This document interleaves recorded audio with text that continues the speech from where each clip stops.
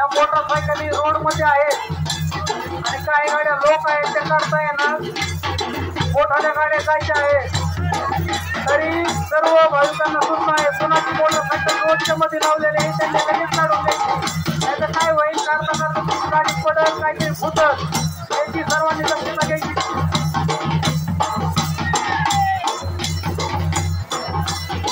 या समोरच्या लाईनला इथं एक स्कॉर्पिओ आहे,